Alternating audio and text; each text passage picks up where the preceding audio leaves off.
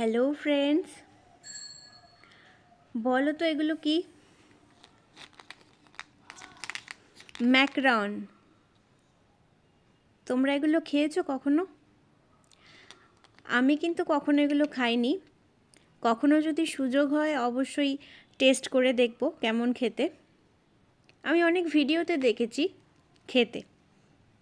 তো গাইজ, এগুলো হচ্ছে ম্যাকরন কন্টেইনার।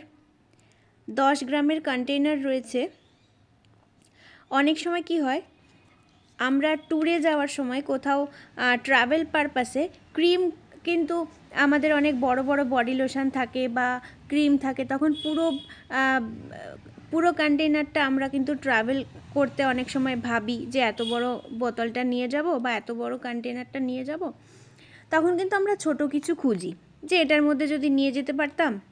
সেটা বোরোলিনের কন্টেইনার হতে পারে বা যে কোনো আমরা ছোট কন্টেইনার কিন্তু খুঁজি।